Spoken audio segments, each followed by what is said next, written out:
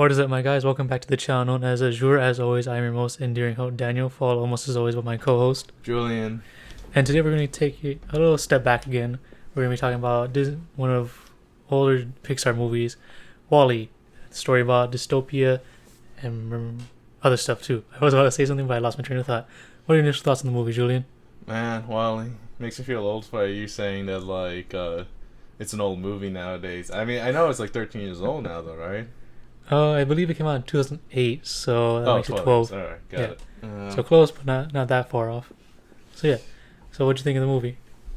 Well, it's the same that I have when I first watched it, and it's also the same that...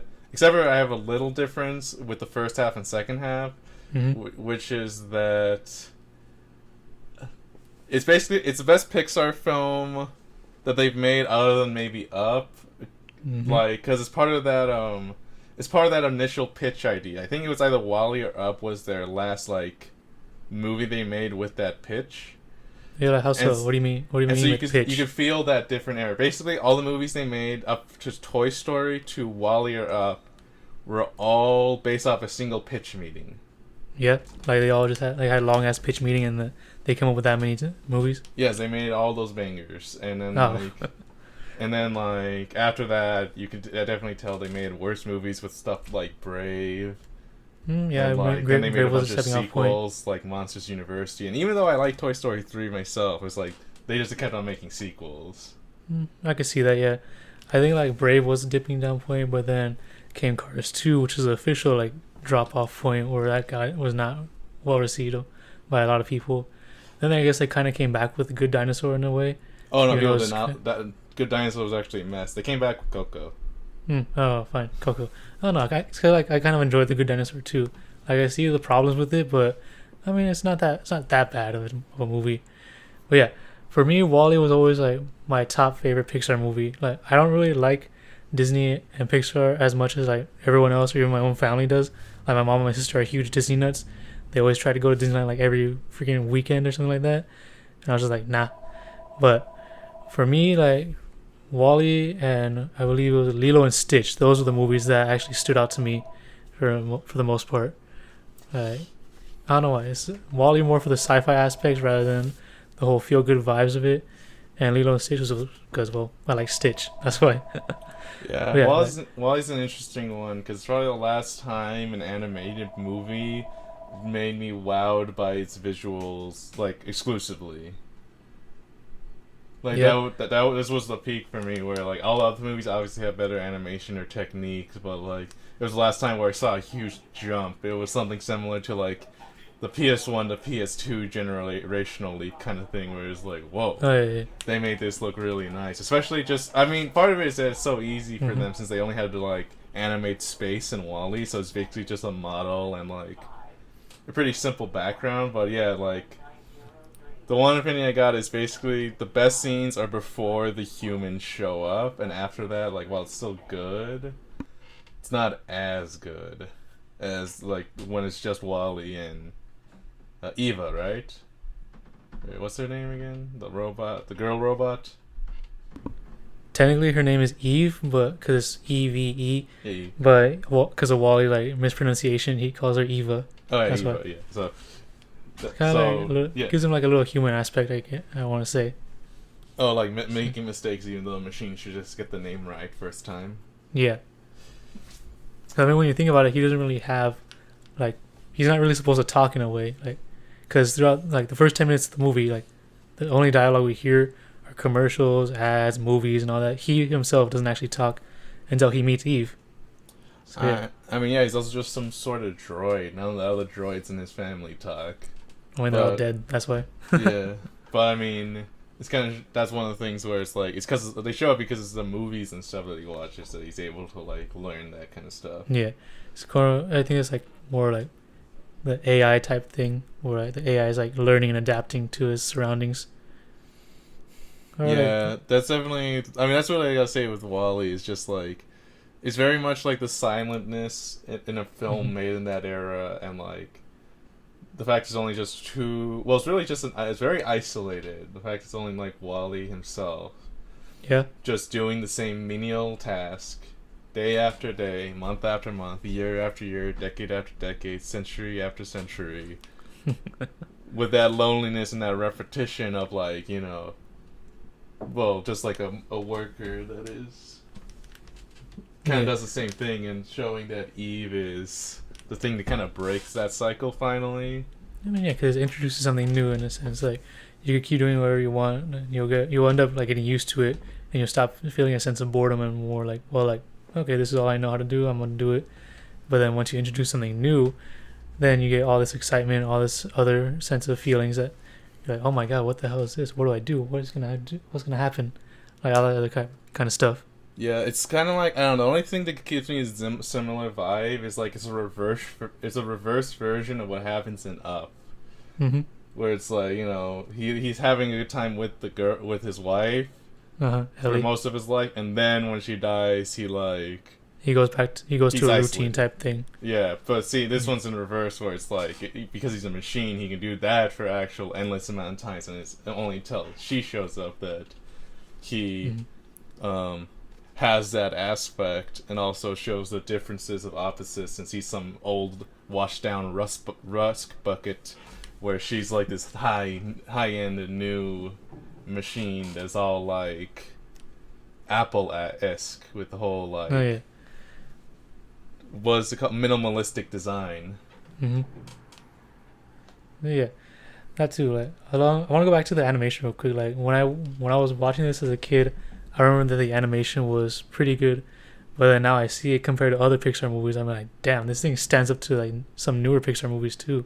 Yeah, that's kind of the advantage that like Space has, is that it's kind of similar with like a racing game where, because there's not that much shown on the screen, you can render a lot better, since like in something like Toy Story, right, is a good example. Since you have like 50 toys to render in a scene, it's a lot harder to make them all look amazing. Where in like WALL-E, here's the best scene that they have. This is the one they showed in the trailers, if you remember. Is when he first gets out in space and you saw those blue particles, right? Oh yeah, the stardust and everything like that. Yeah, the stardust. And how he brushes his like fingers, I guess, against it. Yeah, since the only thing in that scene that's being shown, the only thing they have to render really is the stardust and WALL-E.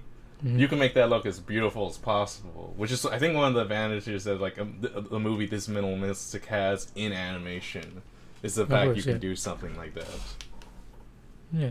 Plus the whole minimalistic type thing gives like a more of a, I guess, intimate sense, because like if you have a whole bunch of things jumbled up, it's hard to latch on to like one thing. But if you have something like this, then yeah, you can just latch onto WALL-E as a character by himself, latch onto the whole aspect of space just being around you and everything. Yeah, so the same idea is used with CG, right? The more the less sparing, the more sparingly you use CG, the nicer it'll look over time. Which is why something like Jurassic Park can still be good. But if you show something like an Anaconda or Snakes on a Plane, where they have CG for like 20 minutes, it looks awful nowadays. One other thing, when you brought up Jurassic Park, and you brought up CG, I immediately thought of like Studio Ghibli and everything, how they always use traditional hand-drawn stuff, but then Hayao Miyazaki put in like the CG transition with the flowers in Spirited Away, and how that still looks good up to now. Well, the best example of that too would be in Princess Mononoke, with like how the unnatural side of the forest, I forget what it's called, the infestation, like that CG, and since it's supposed to look unnatural, is used well. It's like with CG, if you only have to use a little bit of it and you use it well, then it'll stand the test of time. Where if you use a lot of it, it'll render badly. An example of this is actually within the movie itself in WALL-E, where the humans, like, they don't look as good as the ones in like Toy Story 4, right? Or that I can see that. Yeah, I think that's also meant to like make it seem like, oh, they don't look the same because they're not actually from Earth. Like, these are actually humans that aren't born on Earth, so they're not really humans in a sense. That's why. I'm just saying, like, I know what you're saying. Like, the rendering itself with a human doesn't look as well as how it does nowadays in Pixar movies. But I'm saying, like, I think they were trying to go for like, oh yeah, they're kind of like not real humans. They're like kind of like alien human type things. That's just an idea. Yeah, I mean, that could be you want to be nice. That could be an interpretation, but it's definitely the kind of thing where it shows that when they had to put more stuff in, that like couldn't look as nice, and what else? That like since most of the film is just with those two characters, that's where they put the most effort into their models. Yeah. So, oh, wait. I had a question to ask you. What do you think of the whole theory surrounding this movie about how Wally actually survived this? Like, do you think he actually like scavenged all the parts in order to rebuild himself again over and over again? Like, I know it showed a clip of him replacing his treads, but you think he took that to a whole nother level?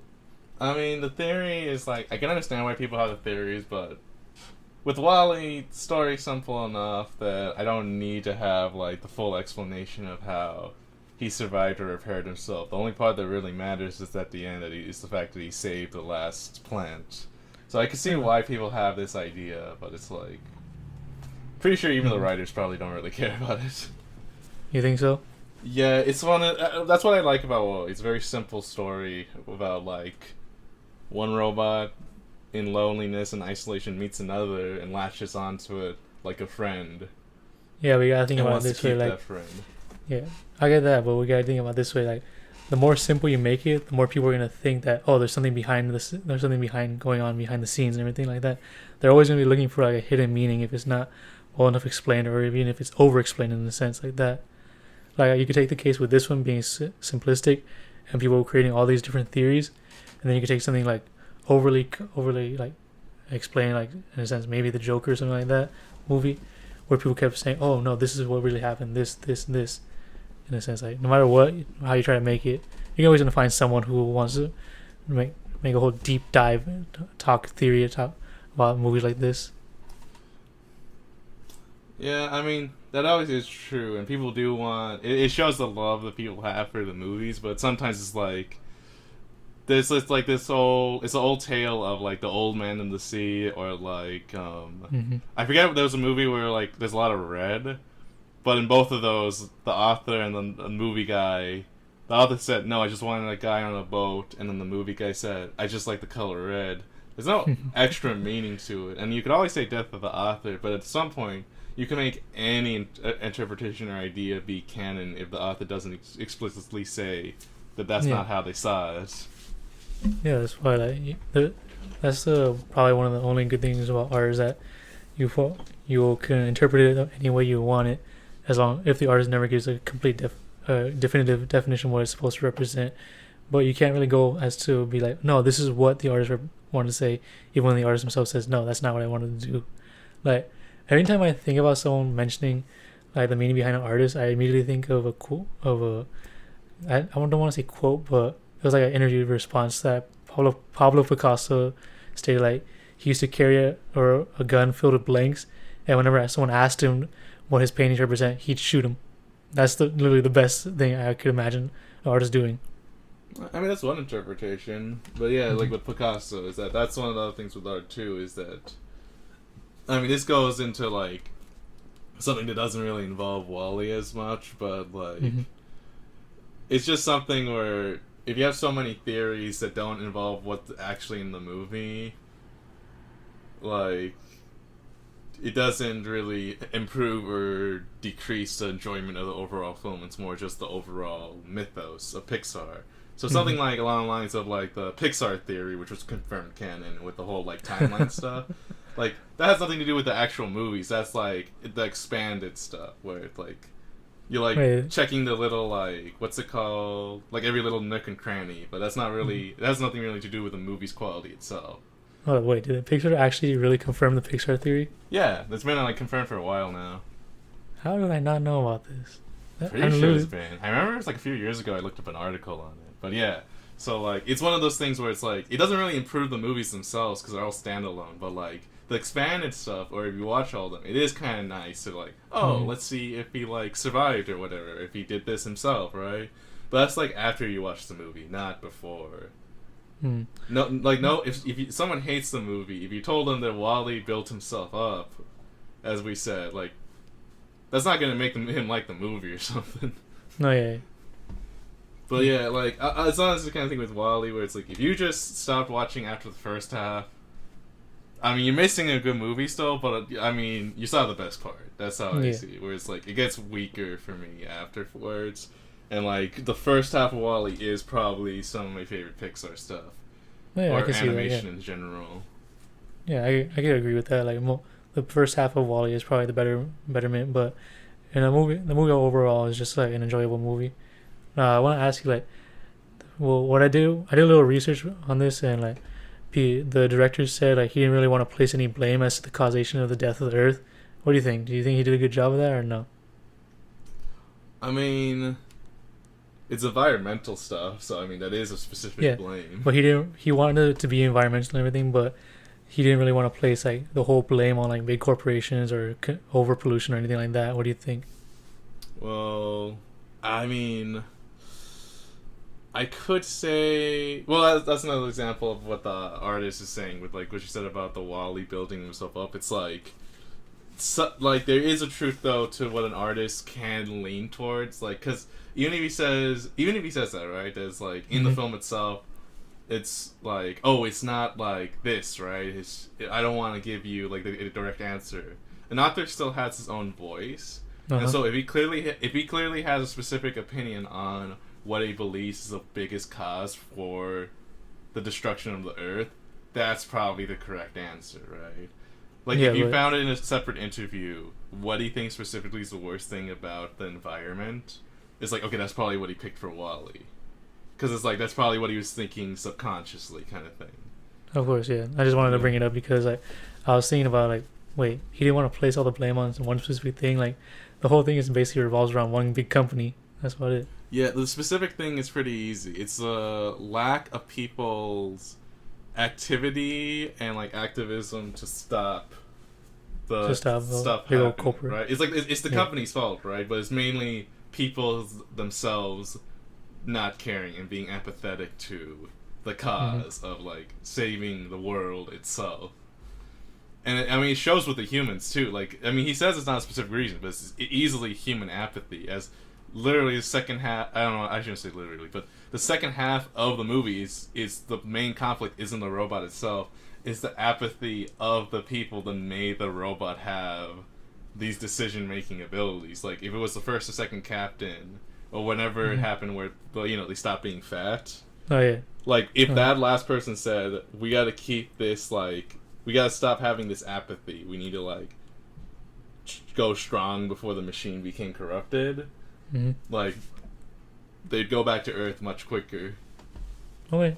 It's not really a sense of corruption within the machine. It's more like the machine following its orders to a T, in a sense. Because if you look at the second video with President saying, like, oh, yeah, so we deemed Earth non-habitable at all, no matter what. So even if we do find plant life, Otto is meant to keep the ship on course no matter what. It's not really a sense of corruption. It's more just following directive of the overall, of the actual higher power, in a sense being the president over the captain. Alright, so I guess we'll say, not the corruption of that, but it's corruption of the Earth itself, where it's like, humans have such apathy, they don't even believe what is it called? The restoration of the Earth could even happen, right? Like, they give up, they just want to stay in their ship, right? Like, the president say, it's better if we just stay in a ship for thousands of years being coddled and protected without any sort of conflict or negativity or struggles. And it's actually kind of funny though, because the president might be right for most people, because like when it happened at the end, right, of the film, with where it's like they show the animation of like them like restoring the Earth. Oh yeah, like, 2D. I remember that. That wasn't supposed to happen. That wasn't supposed to happen. How so?